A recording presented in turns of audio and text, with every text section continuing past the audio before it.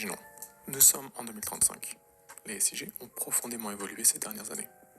Ces outils ne sont plus seulement des supports d'analyse spatiale, mais des plateformes intelligentes interconnectées avec une multitude d'autres disciplines. Voyons en aperçu des avancées majeures qui ont redéfini les SIG et leur place dans notre société. Grâce au progrès de l'intelligence artificielle et des traitements de données, les SIG fonctionnent désormais de manière quasi autonome. Les modèles prédictifs se sont perfectionnés et permettent d'anticiper, avec une précision inédite, des événements climatiques, des flux de population ou des évolutions urbaines. Par exemple, dans la gestion de catastrophes naturelles, des SIG couplés à des réseaux de capteurs IoT peuvent déclencher des alertes instantanées et recommander des actions adaptées en fonction de l'évolution de la situation.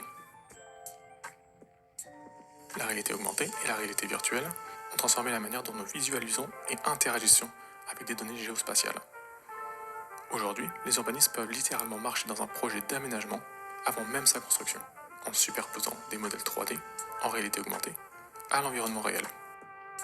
Dans le domaine militaire, ces technologies permettent d'avoir une vision tactique en temps réel sur le terrain, offrant un avantage stratégique crucial. Mais l'évolution des SIG ne s'est pas limitée aux avancées technologiques internes. Leur champ d'application s'est élargi, créant des passerelles avec d'autres disciplines. Qui possède les cartes du futur? L'open data s'est imposé dans certains pays, permettant un accès libre aux données SIG, tandis que d'autres gouvernements et entreprises privées développent des cartographies ultra précises, réservées à des usages restreints. Cette dualité pose la question du contrôle et de l'éthique dans la gestion des données géospatiales. La cartographie ne se limite plus aux villes et aux reliefs. Désormais, les SIG suivent en temps réel la migration des espèces animales et analysent les mutations écologiques globales.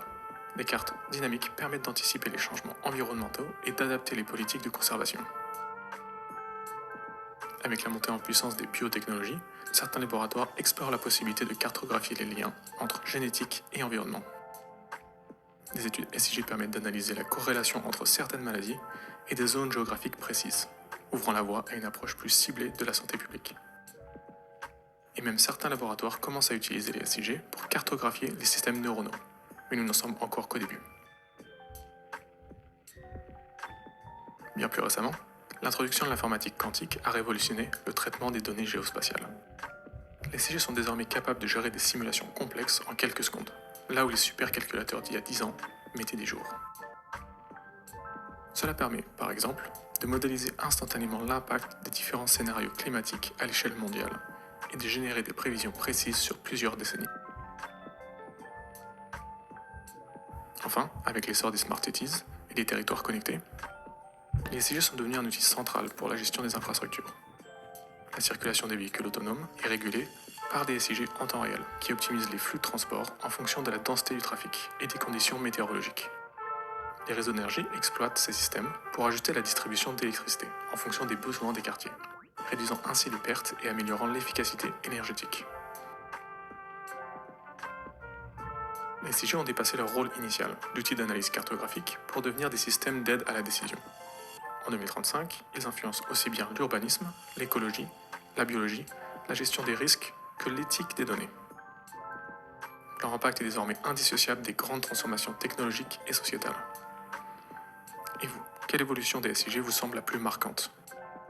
Quelles avancées imaginez-vous pour les décennies à venir? On se retrouve dans les commentaires.